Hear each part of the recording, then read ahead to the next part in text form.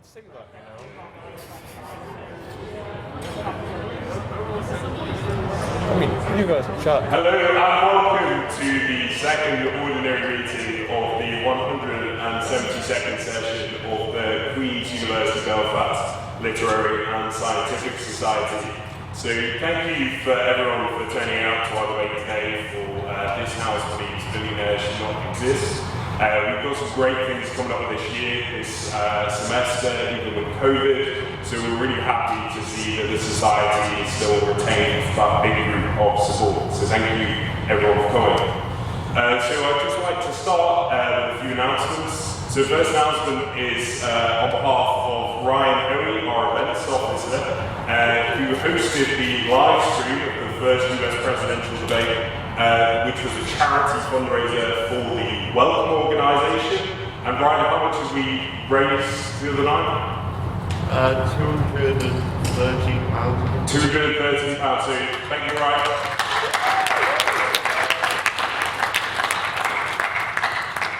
And whilst we're on the topic of announcements, I'd just like every council member present just introduce yourself, so just stand up. So Ryan Hoey, our events officer, Emily Monroe, our internal convener, Laura Armstrong, our outreach officer, Matthew Sullivan, the secretary, Yasmin Sparks, the external convener, Jay Radcliffe, the man that makes all the tech happen, Tira Chisholm, our treasurer, and of course Bonnie, our training officer. Now Bonnie, I think, has got an announcement, so do you want to come up here to give your announcement, or do you want to do it from there? Not really, can you give it? Do we do it? Okay. So the announcement is that on next Wednesday at 6 p.m. we have a training session for all freshers and people that want to refresh, get back into debating. So if anyone would like to go to that event, details will be posted on the Facebook page, or they can speak to Bonnie after. So that's great. Thank you. Thanks, Bonnie. So the first matter of business is the appointment of Martin Craigs to the Trust of the Society. The Council has approved this appointment, so it does need to go to the House. I'm happy to let anyone speak on it if they wish to. No? Okay, great. So I put the motion to the House. So the motion is that this House appoints Martin Craigs to the Trust of the Literary. All those in favour say aye. Aye. All those against say nay. All those abstaining say no. Good, great. That's fine. Unanimous. So now it turns to the agenda. So I'd like to invite our secretary, Mr. Matthew Sullivan, to give the minutes for last week's delay.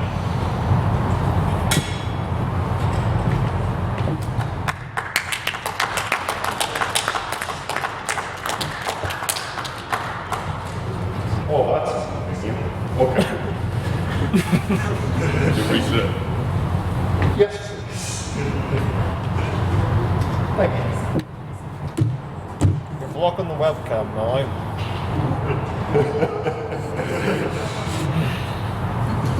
On the 24th of September 2020, the Literary and Scientific Society of Queen's University Belfast convened for its first ordinary meeting of the new academic year. The meeting opened with announcements from President Matt Lee. It was announced that the Society's charity for the year would be the Welcome Organisation, a Belfast-based charity dedicated to helping those affected by homelessness, a decision which was ratified unanimously by the House. This was followed by the reading of the minutes by yours truly, followed by President's questions, and then private members' business. We had items as private members' business on the necessity of a second lockdown, the effects of Brexit on the Friday agreement, and whether or not the UK had breached international law, and the death of Supreme Court Justice Ruth Bader Ginsburg. No prior hearing was held, 6 votes for proposition, 5 votes for the opposition, and 1 abstention, meaning the proposition had it, and the debate began with the notion that this House did believe that religion is a force of good. First to speak of the proposition was Ollie Wong, who made the point that societies which have intentionally tried to remove religion from their moral frameworks have usually been bad societies, giving the examples of Hitler's Germany and Stalin's Soviet Union. He argued that the core principles of religion were kindness and compassion, and gave further examples of important historical figures whose religious beliefs aspired to good works. First to speak for the opposition was Alvin McSparrow. Alvin put forth the arguments that religious institutions are hypocritical and often fail to adhere to the morals they expose, giving the example of the early modern Catholic Church granting divorces to monarchs. He additionally stated that religion is inherently a poor source of morals because it drives people to do good things only because they'll get into heaven and relies on the fear of divine punishment to keep people in line. Second for the proposition was Umar Zayan.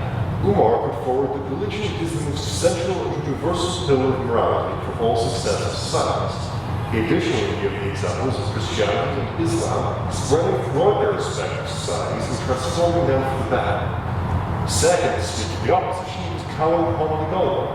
He argued that we can get our morality from sources other than religious teachings, stating that religion is a tool like any other, and just as a hammer used to bash people over the head as a force for evil, so too is religion being used as a force for evil throughout history. Speaking finally for the proposition was Mark Gilmore, put forward three main points: that religion is the most important moral framework we have, that it is impossible to truly create a moral framework outside of religion, and that perversions of religious beliefs, being evil, cannot be considered representative of religion as a whole. Speaking third for the opposition, including Billionaires who stated that the opposition did not have to prove that religion was wholly a bad thing, just that religion is not, on the whole, a force for good. She argued that religion breeds extremism, because it teaches that the alternative to following all of its tenets is to go to hell. She stated that the proposition had failed to prove that religion was a force for good. Questions were heard from Shane Guinness, James Orchard, Anthony McNutt, Ben Cavan, and Jerry Brown. Finally, the vote of speakerability was held with 6 votes for the proposition, 8 votes for the opposition, and 4 abstentions, meaning that the motion on this House believes religion is a force for good was not carried by the House. May I take the minutes to start?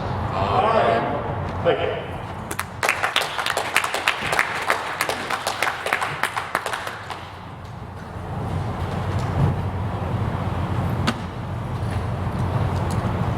Thanks for that, Matthew. So it now turns to private members' business. So private members' business is the part of the evening where everyone can give their say on any issues relating to current affairs or something that they've spotted and wish to gauge the House's opinion on. So does anyone have any pieces of private members' business that they wish to raise?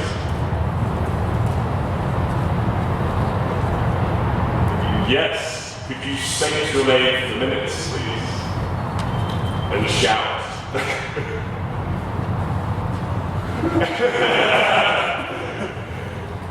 Okay, next one. Thinking of me, I'm Sullivan. Okay, so as we all know, the US presidential debate happened a couple of nights ago. Who do people think won? And did anyone win, arguably? Is there always someone on that? Yes, the person on the front. Could they state their name for the minutes, please?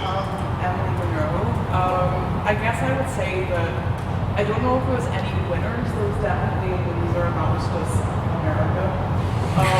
I would also say that watching that just instantly cured any imposter syndrome that I had about being myself, because if those two guys are genuinely trying to be either free or that's how they go, then I'm fine. Honestly. Yes. Could you state your name for the minutes, please? Mr. Ryan Hoey.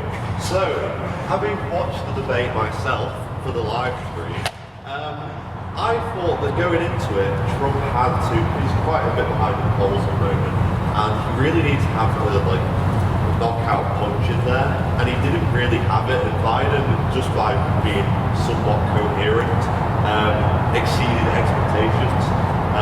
So I don't think either of them actually came out on top, but just because Biden's expectations were so low going in, it meant that he probably won it by the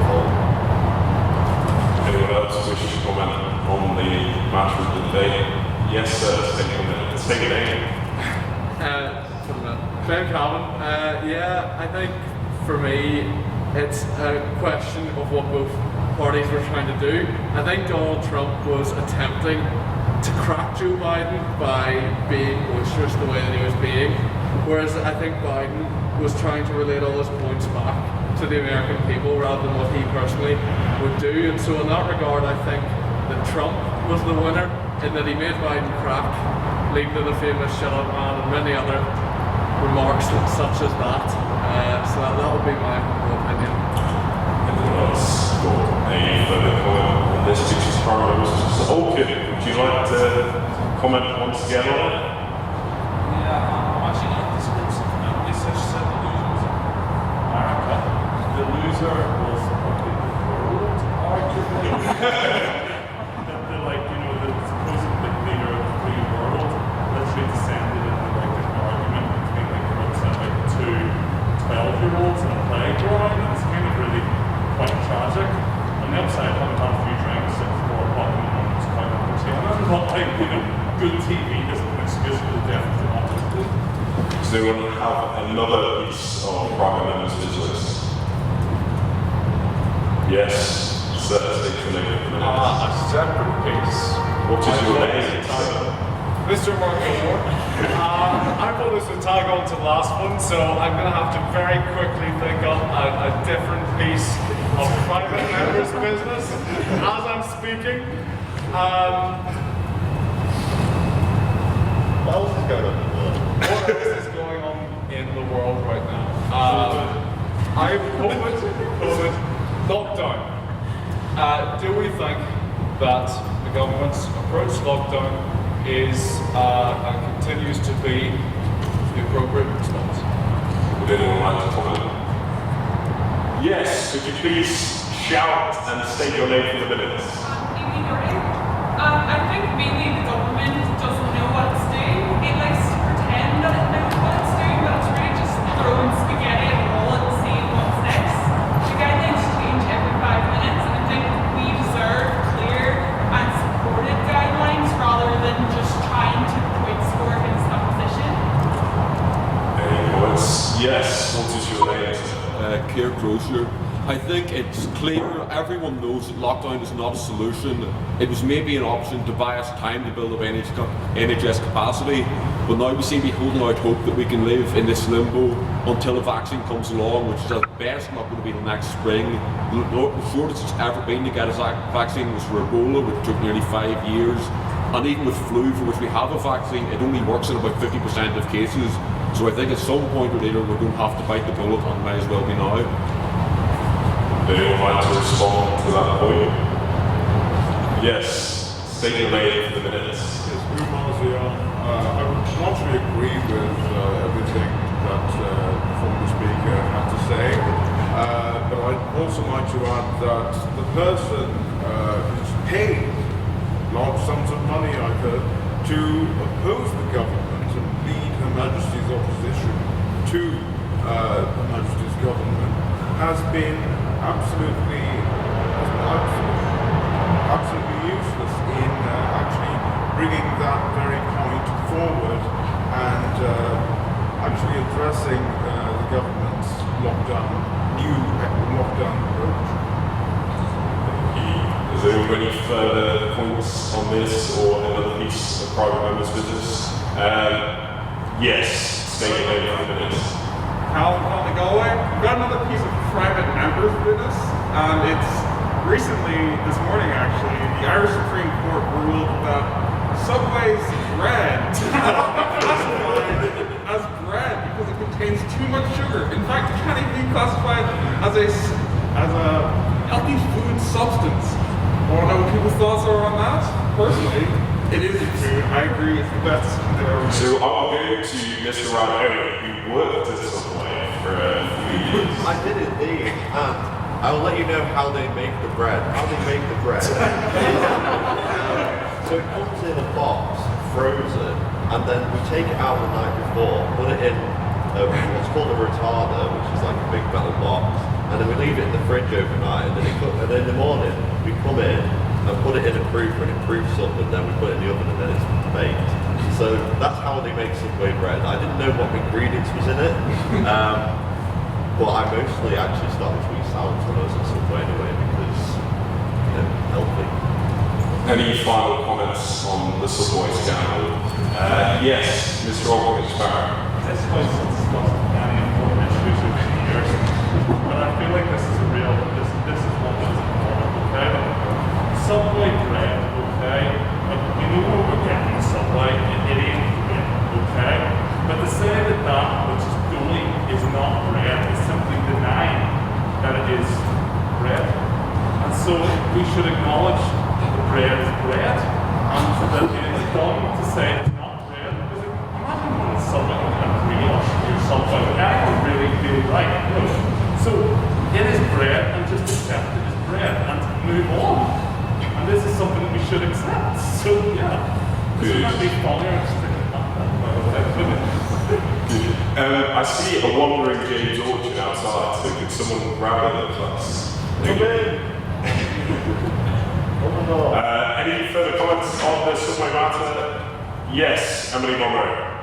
I quite like to sit about this because I feel like somewhere is the takeaway I go through when I feel like I'm tripping myself and I think I'm not going to keep choice.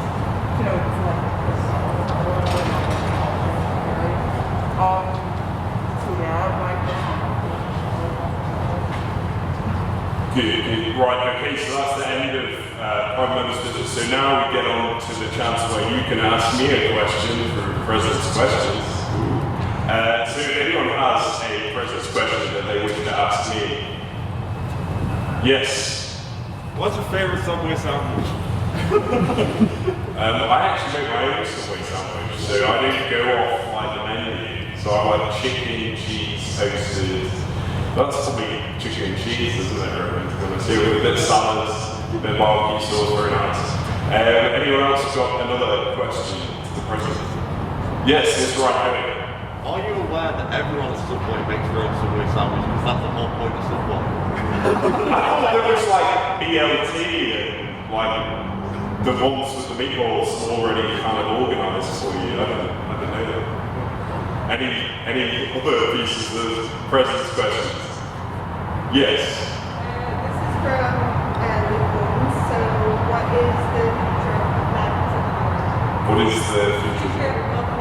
The future of pub nights is, as Lincoln cannot see on the screen, is no pub, just drinks by yourself. So that is the future of a COVID year. Yes, Mr. Orton, Ms. Farron. Probably just drink by themselves. Is that really responsible? But no, my actual serious question in that matter is this here, is that as you're aware, recently as of late, there's been the Zack Snyder cut of the Justice League movies, which has been completely pushed by fans, which can make Zack Snyder complete his mission to complete the full Justice League movie. So taking all of this into consideration, Matt, what is your current opinion of the state of Israel Palestine conflict? Superman and so on. Yes, that is my take on the Israel-Palestine conflict. Any further questions? No? Good. Okay, so now we get on to the vote of prior opinion. So the vote of prior opinion takes in your opinion right now before the speaker has even spoken a word about whether this House does believe billionaires should not exist. So we probably need to get another counter. So Derek, can you help count the room as well? So all those in favour of the motion, this House believes billionaires should not exist, say aye and raise your hands.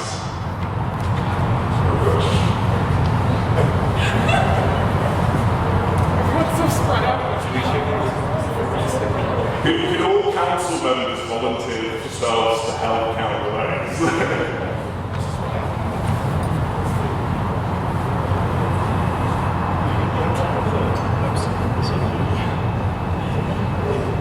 I don't know.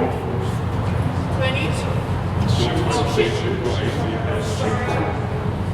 an ideal world, I'm not saying regulation. Communists. Oh no. Sorry guys, just keep your hands up for the time.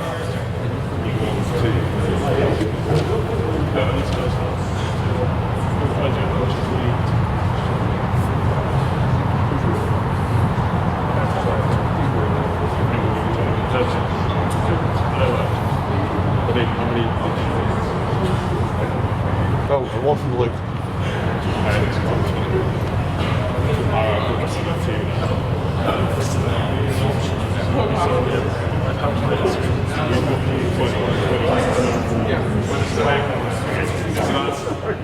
All those against the motion, raise your hands and say nay.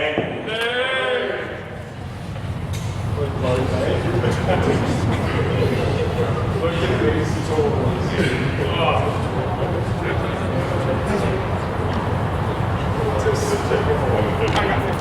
Okay, and all those who wish to abstain, raise your hands and say no.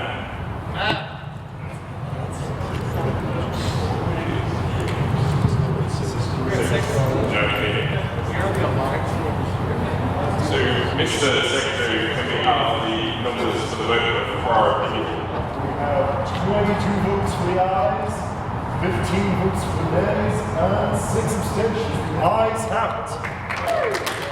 Okay, so quickly, as it is the questions debate, we will be going through some quick rules of debate. So, the debate runs with the proposition being the opposition. We have 7-minute speeches. The first and last minutes are protected time, meaning you cannot intervene with a point of information. So after, can I volunteer someone to bang the bell? So after the first minute, you will hear.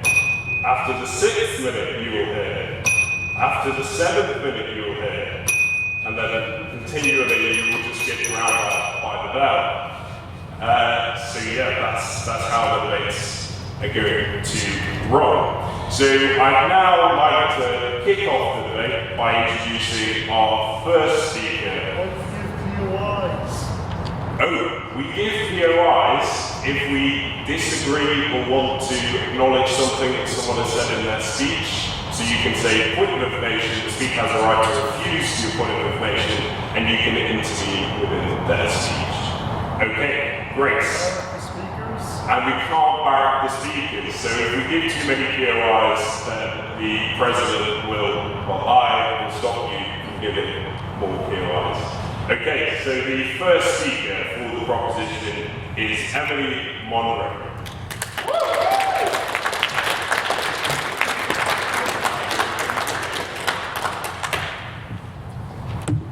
You're blocking the webcam again. It's still blocking the webcam. Put it on the floor there. That works. This is fine. Anyway, good evening, everyone. Tonight, the proposition and I are presenting the case for why billionaires should not exist. So, firstly, I'm going to present a sort of moral case for us to why we should live in a billionaire society. I'm going to sort of case study to show what I mean.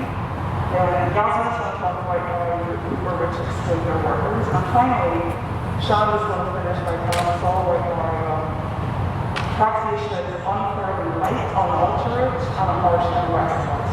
So, to start with the moral argument, how many of us remember seeing like the total for the euro whether it's maybe I'm thinking wouldn't it be great to win that?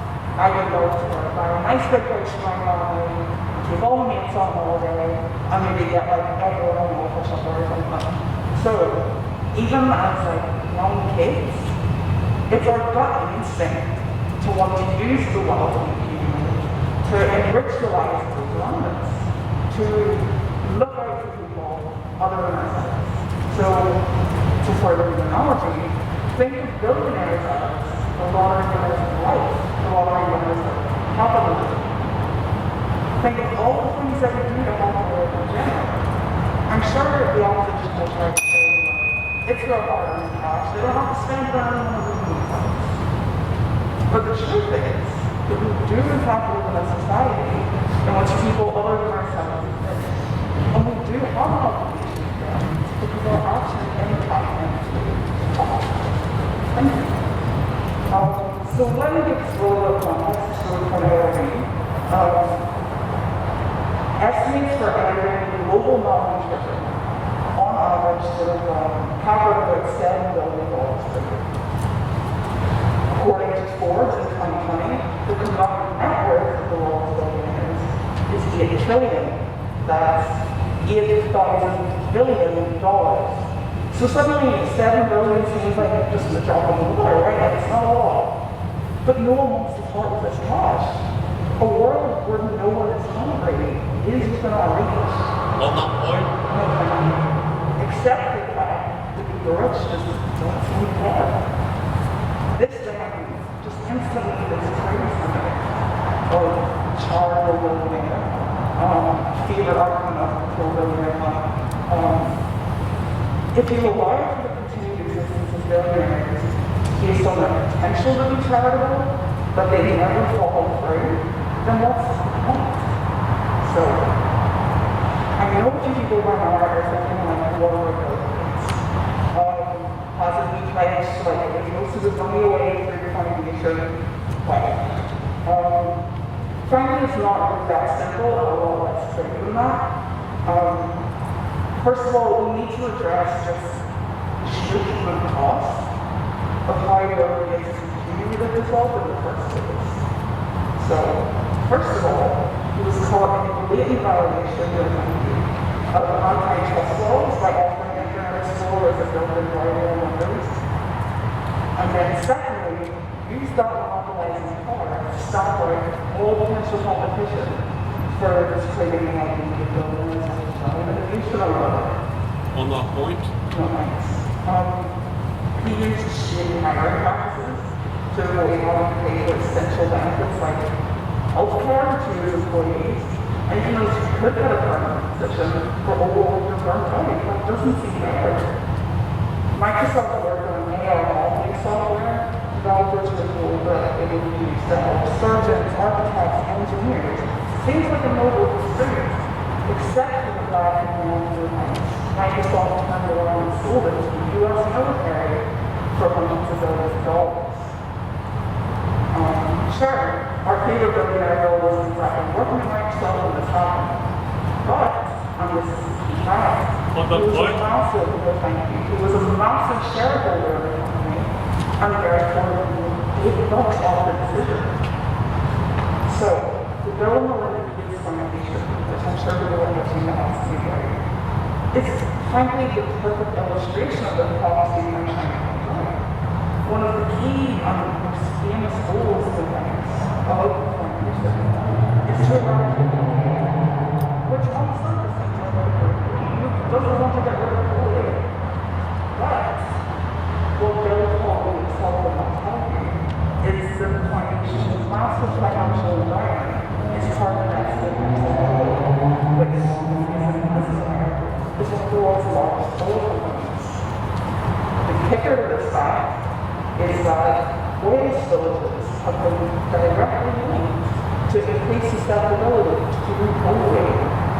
Very same disease, he is treated as On that point? it just goes to show that charity of billionaires is nothing more than a publicity shaped on he is used to divert attention away from the root causes of positions. No billionaires will really want to drive the structural change that is required to solve any society's problems. Any charity work undertaken by a billionaire is ultimately just smoke and mirrors, and it's perceived the public so that we don't get mad they continue to exist. They know that if we actually saw them for what they are, we wouldn't be happy with them. We deserve better than a bunch of hypocritical cats deciding whether or not to be free to roll, based on whether or not we're generating a decent enough profit. The rest of us should not be held hostage and the cruel cycle of ultra-rich like this, which is why I strongly encourage you to vote for propositions now.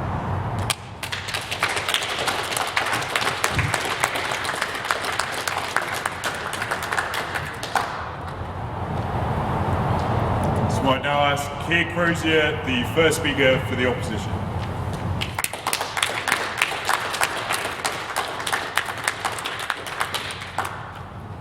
Good evening, ladies and gentlemen.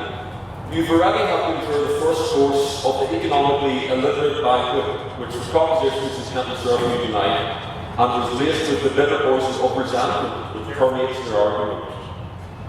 They talk so much about ending global malnutrition, but they overlook the fact that we've made great leaps and bounds forward in this in the past decades. 200 years ago, in the 1820s, 94% of the world's population lived in extreme poverty.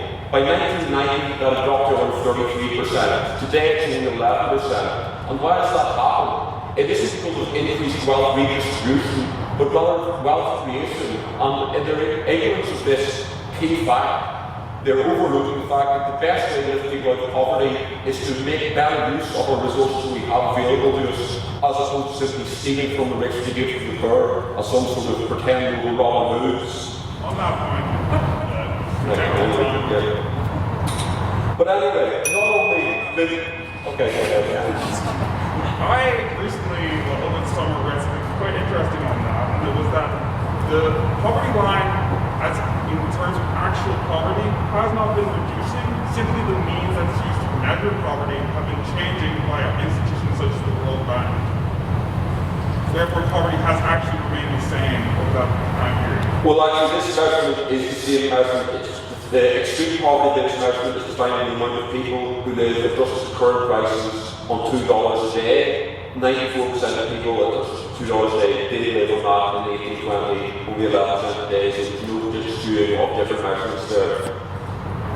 But also, rather than making a point later about the moral right that these billionaires have for their wealth, but there's another factor as well, in that we all gain the benefits from this wealth through the jobs that they create, through their philanthropy, through the key role in advancing new technologies which will, and indeed already do, contribute to the betterment of mankind.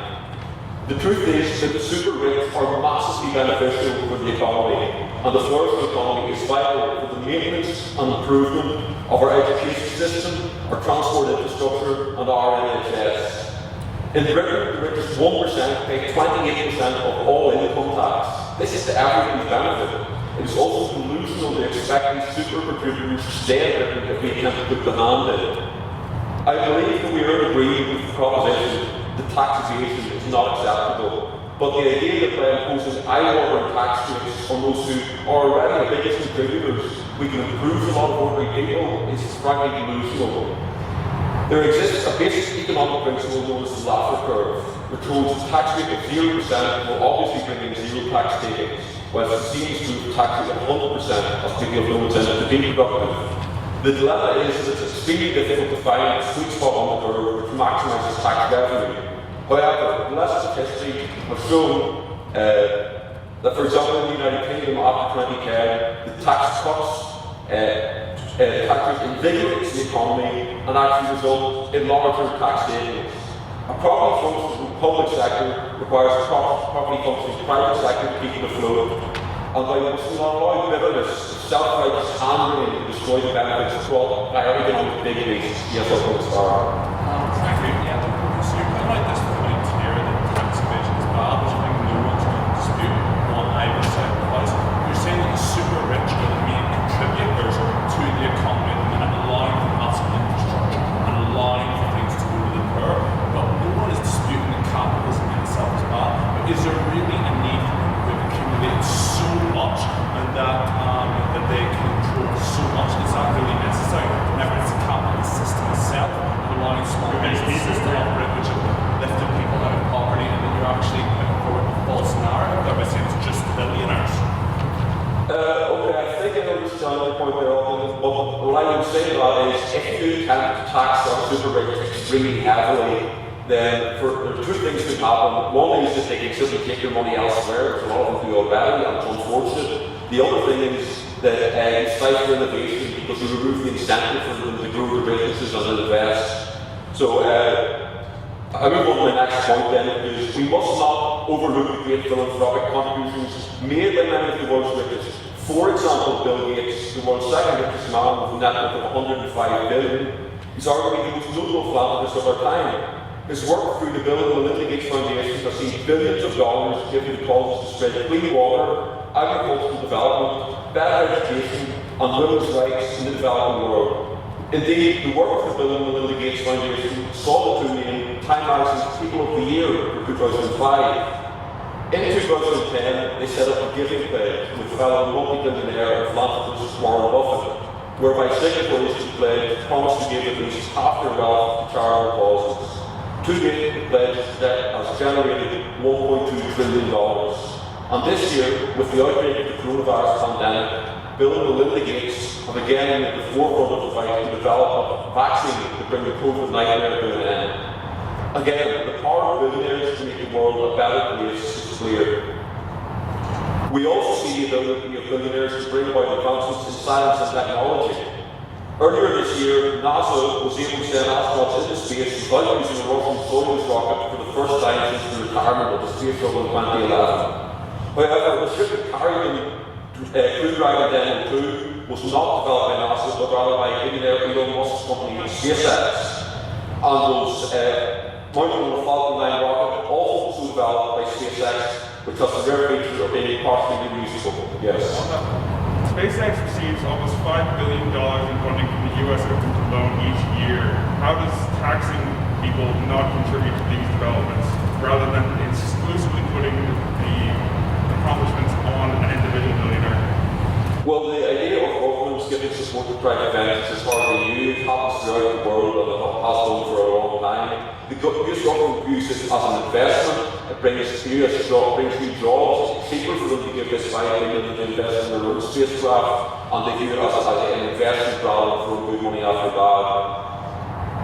And SpaceX is not alone in its new space race, with competition from Richard Branson's Virgin Galactic and Jeff Bezos' Blue Origin, which aims to return humans to the moon by 2024. Here again, we see the ability of billionaires to push the boundaries of what mankind can do, right to the final frontier, to infinity and beyond, if you will.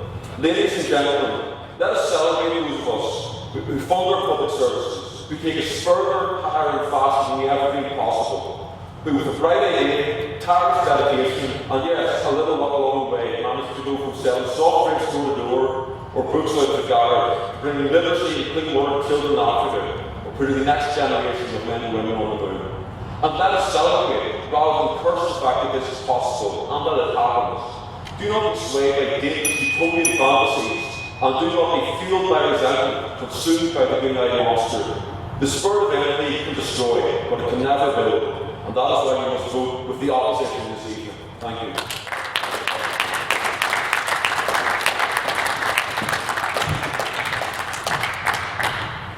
So I invite the second speaker for the proposition, Yasmin Sparks.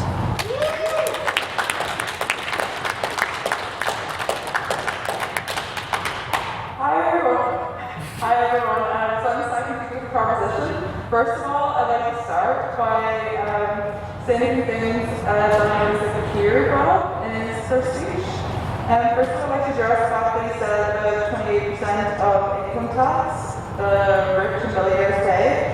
And in my opinion, I hope the House all agrees, is that they should pay more because they can afford to pay more when they're earning that much, and they shouldn't need incentives in order to stay whenever they decide to stay in these countries. So therefore, if you put up the tax rates, they have to live somewhere, they have to go somewhere. You know, if all countries did the same thing, then there would be no problem. Billionaires also shouldn't be given any special treatment. They're just like everyone else. The fact that they think that they are above everyone else is unacceptable and is shocking in our modern society that still goes on. Finally, I'd like to address that we brought up about Bill and the Gates Foundation making a vaccine for COVID. And I'd like to turn to the House that should they be able to control the market like this, and plus if they do make a vaccine, then they will create one and they'll profit off it, therefore the billionaires become even richer than they were to begin with. Refer to Bill and Melinda Gates making this vaccine. They're contributing and fundraising for this, and so therefore there's no indication thus far that they can monopolise any supply of this vaccine. And they're working with, I think, over 40 developed countries in order to roll this vaccine out. So I think people should celebrate their entrepreneurial spirit and their efforts rather than deriding and trying to make it out as though they believe they're above the human person. Yeah. Thanks for your point. Okay, I take your point, but billionaires always have another agenda behind this. Sure, they could be fundraising for it, but in the long run, they're out for themselves. So first of all, I like to talk about exploitation, how workers are exploited. I like to talk about mistreatment of staff and workers. So many people who work for billionaires and big companies are people who are on minimum wage jobs with bad working conditions, and they aren't being paid half the time properly for overtime that they do. If you look to the big example, as we all know, Jeff Bezos of Amazon is one of the richest people in the world, and he can afford to pay his workers properly, he can afford to be given good working conditions, but he just chooses not to. In fact, what that's happening is absolutely shocking. Some of the things that his workers go through are long hours, unsafe working conditions, where there are a lot of accidents in his workplaces, and all he does is put up a few cameras and does not take any of their concerns seriously. And this shows the fact that whenever people have money and have the ability to make a difference, and a difference to normal people and working people's lives, they choose not to. Yeah. On the subject of Jeff Bezos, if it wasn't for Amazon's efficient business model, we wouldn't have any kind of, for example, deliveries such as Amazon Prime. I do believe his business model is, I may be a bastard, but at least I'm an efficient bastard. Thank you for your point. I agree with that we may not have something like that, but we still do have the postal service.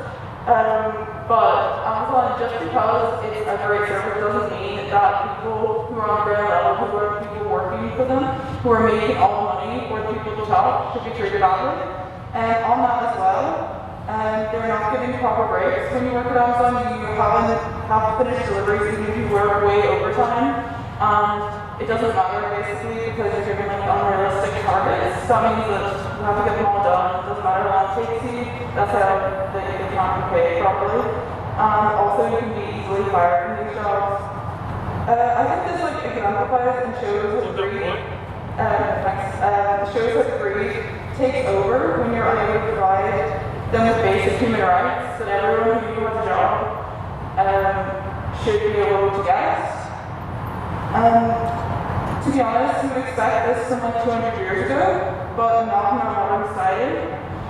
Like for example, back 200 years ago in factories, car factories and stuff, people were treated badly, workers' accidents happened all the time, no one cared. You wouldn't expect it today in 2020. We were supposed to evolve, and instead we cover up this treatment and call it something different and call it work and call it that's just the way it is, but it shouldn't be that way. I would also say that you could say there's a problem with the system, which is understandable, and it can be understandable for people who want,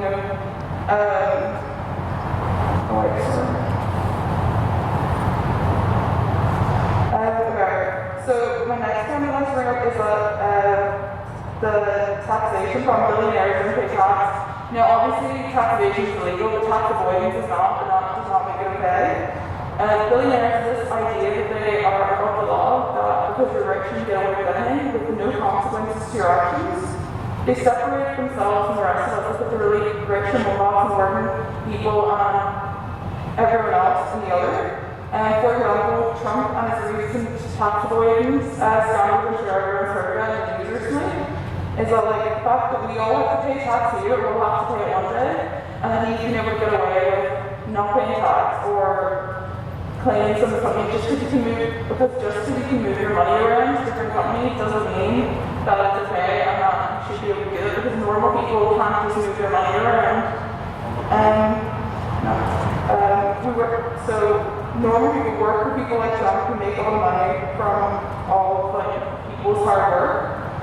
Trump also, who has money to pay tax, and so set a good example for US people, but that's like another story altogether.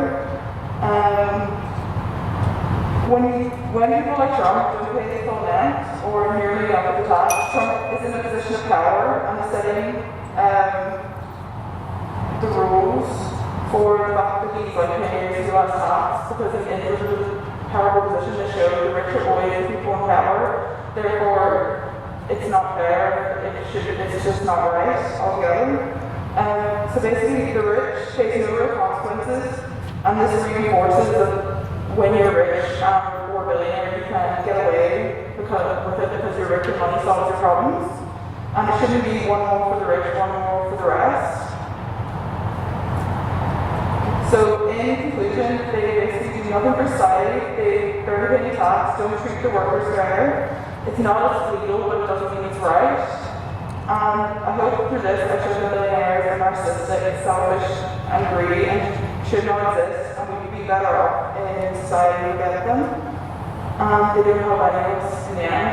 Thank you.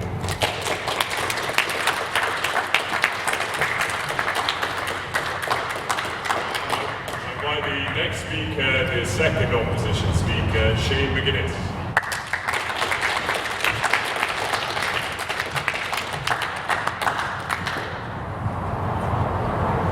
Hello? Can you all hear me at back? Yep. Okay, so the first speaker, she criticized Bill Gates, the founder of Microsoft. I'd like to put to her, what does she use to write her essays on at university? I use Microsoft Word personally. I know many of you use Microsoft Word as well. The first speaker also said, billionaires win the lottery of life. Well, how do you explain 70% of billionaires being self-made? They worked their arse off to get where they were. They didn't win the lottery of life. The second speaker mentions, I'm glad she mentioned Amazon and Jeff Bezos because I've got a story, big story to tell you. So I'm going to tell you guys a bit about my dad. My dad, like so many Irishmen and women too, they went to England in search of work. He landed in East London in the 90s, going from job to job, doing anything he could so he could put food on the table for my older brother. He never looked down on any job, my dad. Whether that be working in the local Tesco's or scaffolding at the building site down the road. He did whatever he could.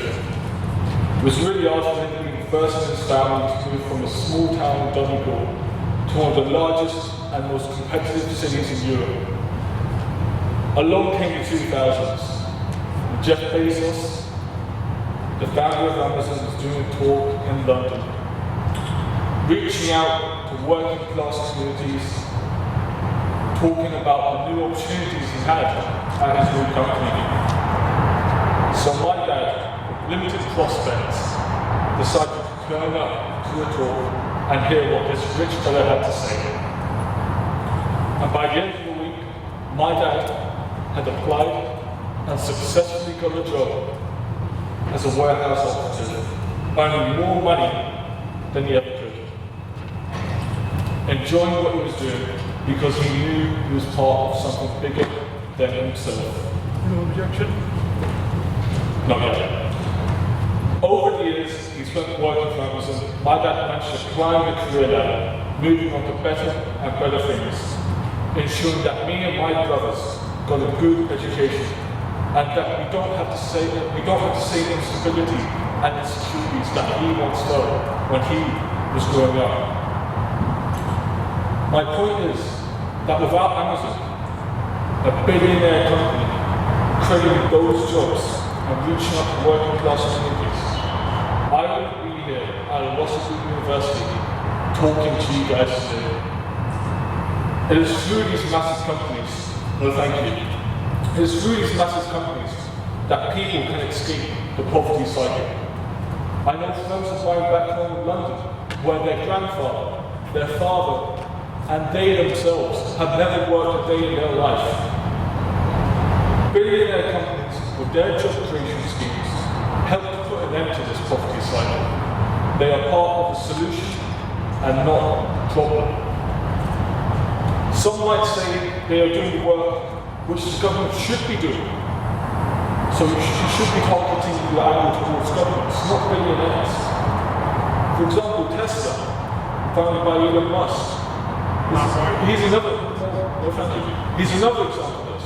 His company is leading the world in the manufacturing and production of electric cars, setting up new environmental gigafactories in record speed. The proposition should be supporting this entrepreneurial spirit, not condoning it. Moving on. These evil billionaires create products that we all use and that we all love. How many of you have used Facebook, Netflix, Amazon Prime? How many of us have bought nice Nike trainers or nice Adidas tracksuits or other branded clothing? Imagine what lockdown would have been if you couldn't watch your favorite Netflix show. It would have been miserable. What would it have been like? What would it have been like if you couldn't order stuff that you really needed from Amazon? Would the proposition abolish billionaire companies that produce surgical masks and medical equipment that we all need and that our NHS so desperately needs during this pandemic? This debate is on whether billionaires should exist or not. And the proposition doesn't get to decide which billionaires or which billionaire companies they wish to keep and which ones they want to get rid of. There can be no cherry picking when it comes to sustainability. Ultimately, this debate can be summarized as follows. The proposition wants to limit people's potential. Our side wants to enable it. The proposition blames billionaires for poverty. We blame governments. The proposition wants our economy to go down under.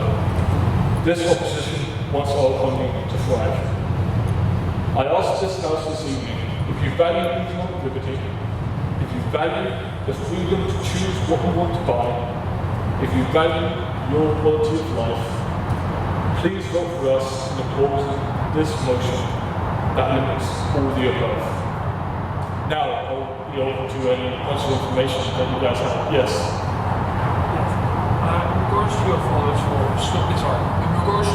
story, though very inspiring, is it truly fair to use that one point when in 2018 in the United States, Amazon paid zero in federal tax using several means such as U.S. tax credits, reporting losses of $679 million, and moving the money out of the country through its executive board? Do the two of them truly compare to what they could give and what they have given? You have a very valid point. I'm talking from personal experience. My dad, he was a working class lad, came from nothing, built himself up, climbed a career ladder. 0% tax. Our side, we don't agree with tax avoidance. We don't agree with tax evasion. We believe they are both bad. And that is a serious issue. But you have to think about the amount of jobs that Amazon have created. The income tax that comes from those employees from this billionaire company. Surely that must add up to something. I can't take any more POS now.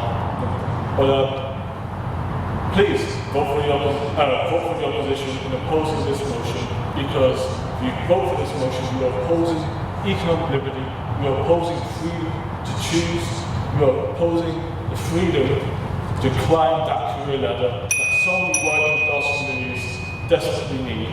Thank you.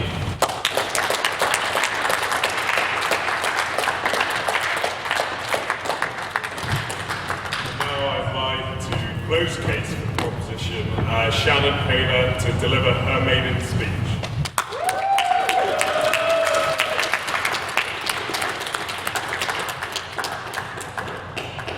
So I would like to start off with what the opposition said in the last speech, is how 70% of billionaires are self-made. That was in Forbes magazine. According to United for Fair Economy, 80% of billionaires are not actually self-made, and what Forbes are basing it off of are going from millionaire to billionaire and not straight from billionaire. To begin with, I would like to bring into discussion that we have been focusing on billionaires as an independent group in society. The problem with this is they're not independent. They are solely created through and are dependent on the system that we have created.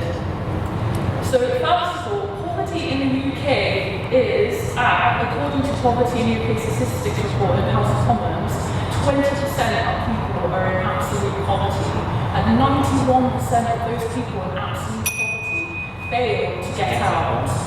Thank you. We, as a society, all try and live up to this idea that we live in a meritocratic world where your own thoughts, your own abilities, your own hard work is what makes you the person you are. If 91% of people in this state of absolute poverty can never get out, how can we say that we live in a meritocratic society? This also demonstrates that becoming a billionaire is unobtainable for such a large portion of society. If it's unobtainable, how can we say that we live in a meritocratic society where billionaires exist? Billionaires, if we want to be able to create needs that people can achieve, billionaires should not exist in a society where it's a meritocratic society to live and thrive. Another point I'd like to make is in regards to corporate tax. 19% is what the rate is at for corporate tax on the profits of billionaire businesses. Compare this to 20% income tax on people whose money is over £12,501. This means that businesses, big billionaire businesses, are being taxed less for the profits they make than what people are bringing in to survive.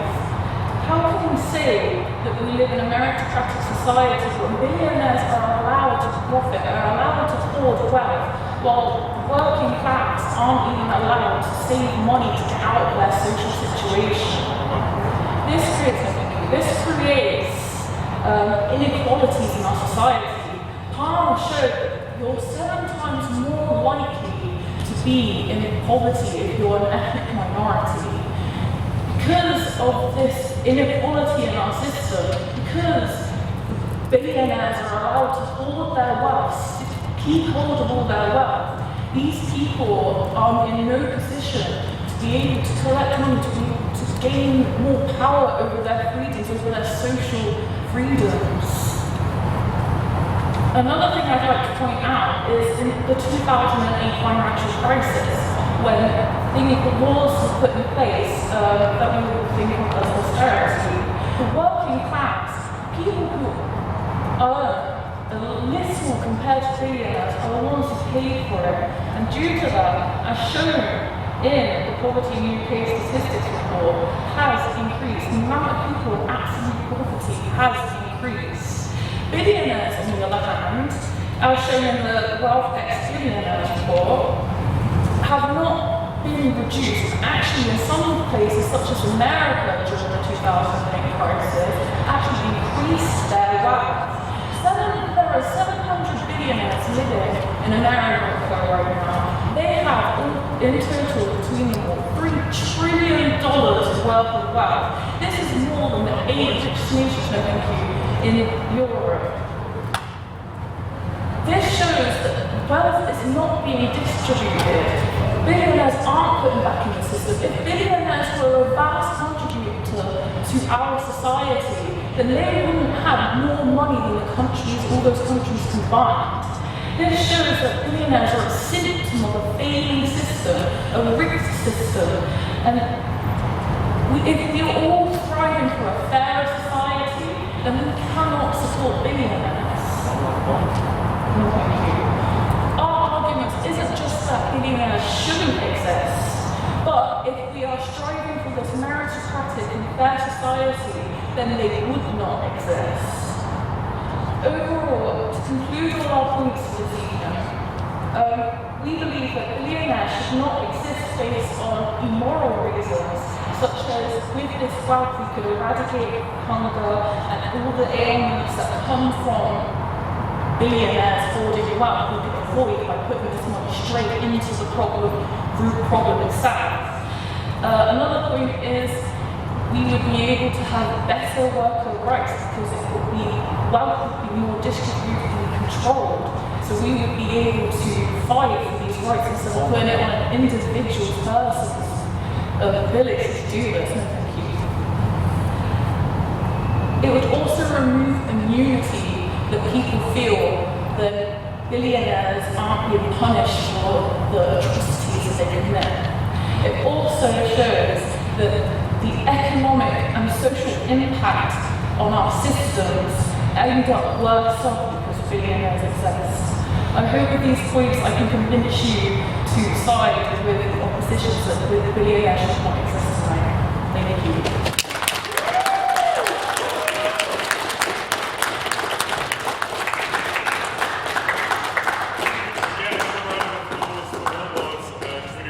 Made to speak.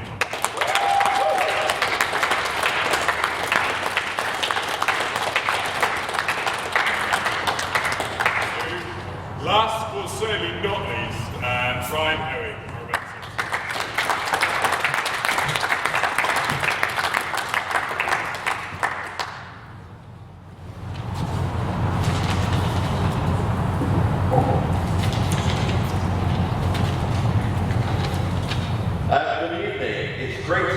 In the first in-person debate of the 172nd session.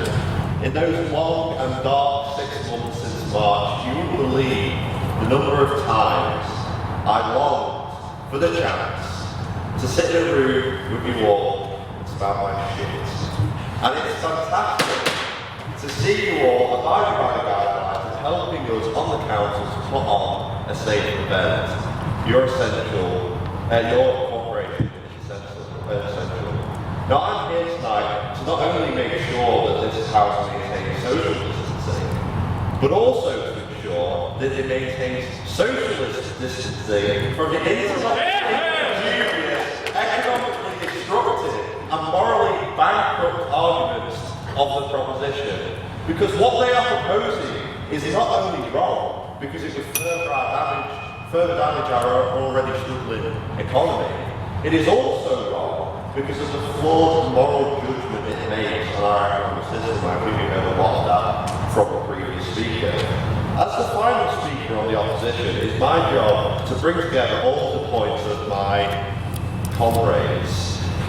So I'm going to sum up the 2 main arguments as to why billionaires should be allowed to exist: the moral argument and the economic argument. Firstly, the moral argument.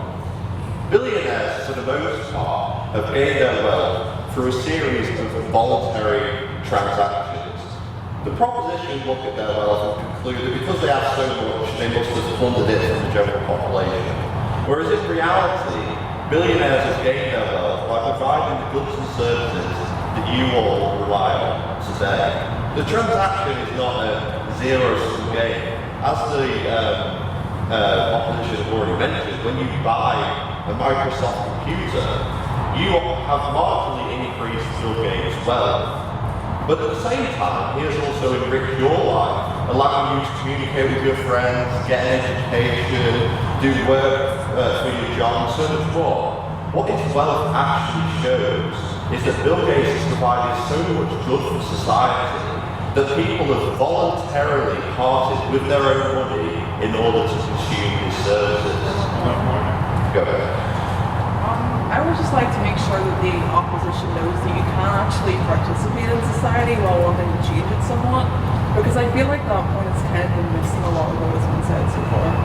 Not at all. What I'm saying is that the wealth shows that because people have wanted to part with their money to consume his services, that he's provided something valuable to society, and that the more he's actually accumulated shows that he's actually providing more to society. Now I would accept that some billionaires have gained their wealth through plunder. When the US government, and I kind of disagree with some points made on my own side about how when the US government gave Tesla £2 billion in tax-based subsidies, Elon Musk became rich. But the difference here is that it used the coercive power of the state to become wealthy, not the voluntary transactions in the market. So disagree somewhat. But this does not prove that billionaires should not exist, but rather that corporate welfare should not exist.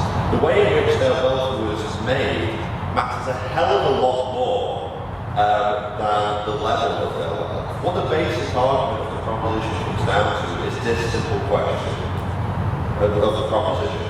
Why should these people have so much when others have so little? But, and it's a reasonable question to ask, the situation seems unfair looking at it, but what it misses is the incredible power of the free enterprise system to alleviate poverty. The innovation created by the profit motives to lift literally billions of people out of abject poverty. When our grandparents were born, nearly 80% of the world population lived in extreme poverty. By the time our parents were born, it had fallen to 60%. When we were born, it stood at 30%, and today less than 8% of the world population lives in extreme poverty. What caused this extraordinary transformation of the living standards of literally billions of people? Now, was it UAE programs, welfare state? All of those things are essential. We had the point made before that £7 billion would eliminate malnutrition worldwide. Well, how much money have we spent, literally trillions, to alleviate poverty worldwide? No, it was the spread of free trade, property rights, and the innovations produced by the entrepreneurs. Of course, one of the byproducts of this was the creation of an ultra-wealthy class within society. But do not fall for the simplistic conclusions of the proposition. Ask yourself this, would you still want to get rid of billionaires, even if it made millions of your fellow citizens worse off? Because billionaires don't just get their money and stick it under their mattress. As has already been said, most of their wealth is held in the stock market. Banks use the money of the ultra-wealthy to invest in startups and small businesses. Their capital serves a purpose in society. Lots of your parents will save money towards a pension, and their pension funds are probably invested in the stock market. If you try to confiscate the wealth of the super rich, the value of their shares would crash, and ordinary people, like your parents, would lose money. So I urge you to reevaluate your support for the proposition. I noticed they called the vote priority. Yes, it may seem unfair, but let's focus on lifting up those at the bottom and not putting down those at the top. Don't side with their blind utopianism. Don't accept their simplistic conclusions. Think about the practical implications of what they are proposing. I urge you to vote with the opposition.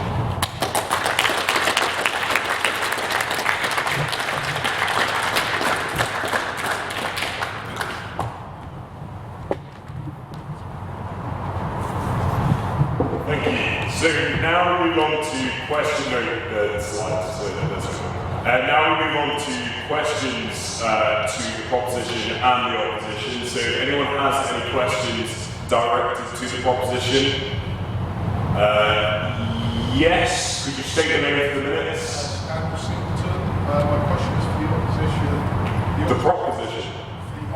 Oh no, right, I haven't come to that. So it's questions for the proposition at the moment. Yes, you state your name for the minutes. Rob Wood, and my question for the proposition is that it's also a point that the final speaker made with regards to corporation tax of 70% in regards and in comparison to the taxation of 20% of the tax threshold of 12.5 grand. I think do you not agree that it is a false equivalency, a false equality to try and compare the taxable takings of 70% of a company whose annual turnover is literally billions of dollars compared to takings of a taxable of an ordinary citizen, which is technically compared to that. Do you not think that is logical? Thank you. So, proposition if you want to respond, and opposition if you want to consider someone to respond to something as well. Could you just repeat what the answer was? So yes, this is the question was the fact that it's a drop in the water what private citizens give compared to mass corporations, and therefore without them there would be a significant shortfall.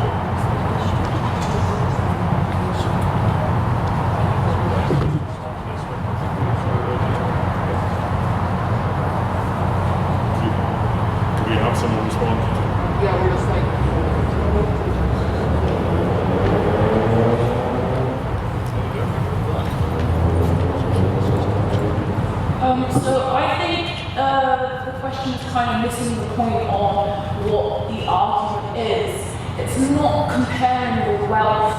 and the money that comes from either of these taxations, what I'm arguing is that because of a rigged system that favours billionaires, which only come about because of a failure in the system, that they are allowed to have this huge amount of profit margin on just their profits. This isn't even any other money, this is just their profits. This is such a little amount, whereas this is impeding on working class position where they're able to change their social classes. We're supposed to live in a meritocratic society, yet the ones that are already rich, the ones that are already in position, are given massive breaks, given lots of room for profits, whereas people aren't given that chance to do that themselves, because every level of income they get taxed more and more and more, and if they aren't able to have their own kind of personal profits, they're not able to get out of that system, because the system favours billionaires, because they're a symptom of the system. The only way we can, if billionaires didn't exist, then this system wouldn't exist, and then we wouldn't have such a divide in profits between people. Thank you.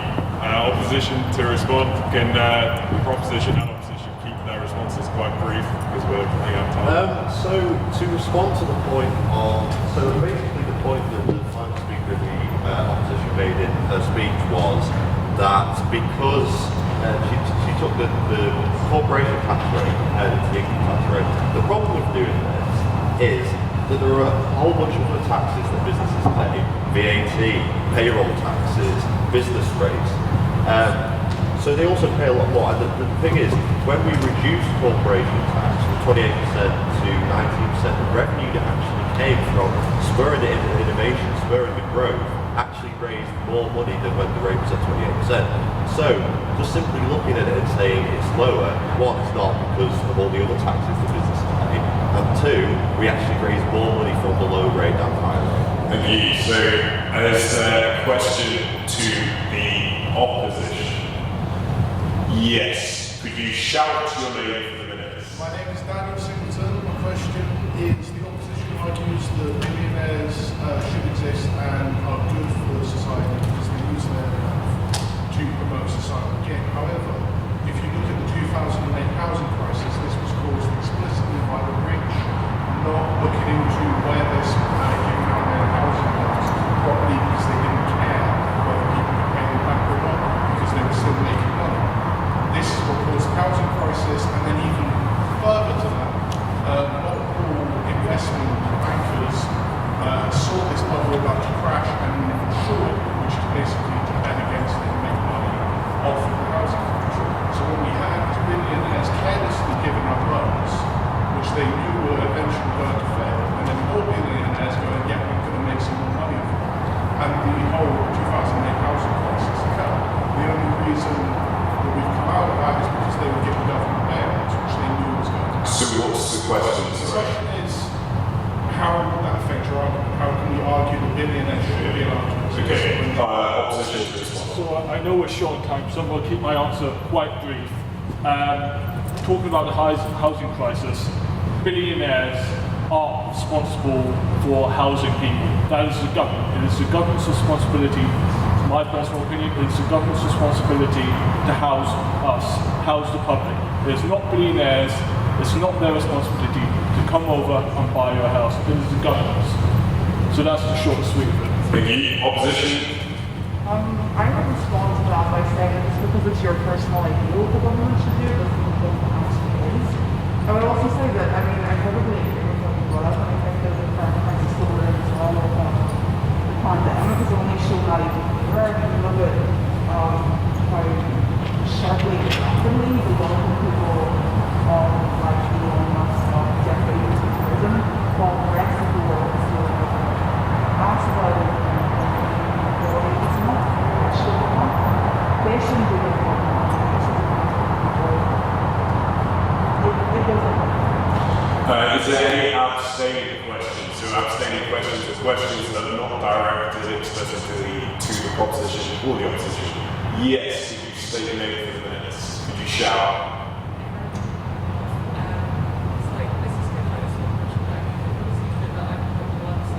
Sorry, I don't know whether we can, if the proposition can pay. I don't think this is an issue about overhauling the whole society. It's about this view of the opposition. At the same time, nobody makes $1 billion to whatever. I'm not exploiting my workers, nobody makes it ethically. So millionaires shouldn't exist. If you look at it that way, like you can have it both ways, but you don't have to overhaul the society. I do think people should be able to make money. People should be able to become rich, but I don't think we can do it ethically. So I'll let the opposition respond. Can I get your name again? Sorry, please. Aaron Thank you. Yeah, the opposition to respond. Okay, would you argue that no one can become a millionaire rather than a billionaire without exploiting the workforce? Okay, well, I have to respectfully disagree. I mean, if you look back, say, 200 years ago, people worked in far worse conditions than they did now, and there were no billionaires. If you look at sort of communist countries, socialist countries, where they don't have billionaires, they have state monopolies. Again, workers work in terrible conditions. We have more billionaires than we've ever had, and yet people have better working conditions than we've ever had. I would bring up Henry Ford, obviously a while back now. We paid his workers twice the national average because he knew that it made them work better, and he got richer as a result. So I think your allegation that you need to become a billionaire by exploiting the workers, I don't think it goes on. Proposition to respond. I agree with what you're saying. I actually agree that basically you can't become a billionaire without exploiting your workers in some way. Someone has to lose out whenever you're making that big profit margins. And I want to say the point the opposition made, the fact that you said that there weren't billionaires, but they were still the richest person in a town and society, and they held a monopoly over the jobs, and they could exploit the workers because they had no other choices. So. Brilliant, thank you. So that's the end of the questions, due to the fact that they were quite short on time. Vote of speaker ability, so I'd like to move the motion that this House, in respect of the speeches, the great speeches given this evening, still does believe that billionaires should not exist. So all in favour of billionaires not existing, say aye and raise your hand. Raise the aye, please.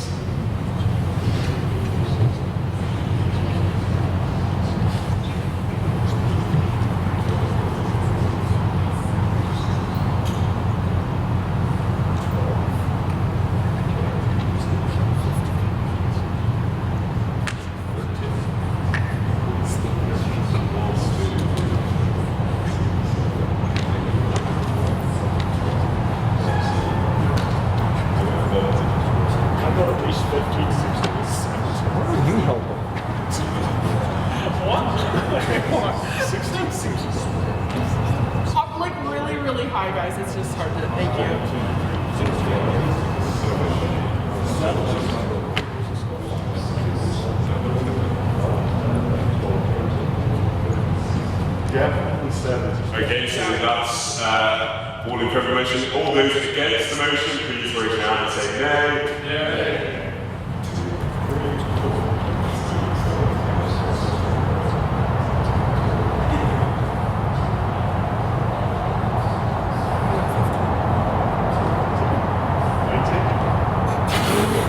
So I got 40, here we've got 50, we've got 90. So, I was 19 years. Alright, 2, 3, 4, 5, 6, 7. 60. Yeah, I got 60. Right, so that's 60. Yes, all those abstaining, raise your hand and say no. 2, 7. Yep. Okay, so can we have the result of the vote on speakability? On the motion, this House believes billionaires should not exist. 17 for the proposition, 16 for the opposition, and in extension, the proposition has it.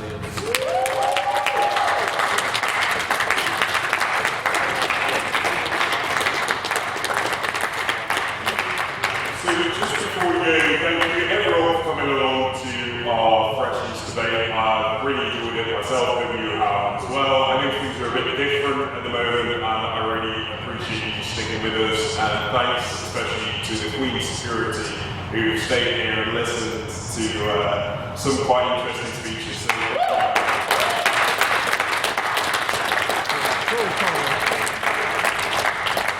So, unlike usual, there will be no pop afterwards. I'd ask that you all respect social distance guidelines and go your respective ways. I have no further announcements. Does anyone on the council have any further announcements? We have to make the final in rows by those exits. Yes, could speakers and council members remain in the room? And Tira, do you have a announcement? I just wanted to say, if anyone who hasn't come to me before we started and wants to sign up for a membership, just come to me now and I'll be able to get all your information, okay? Brilliant. Thank you. This house is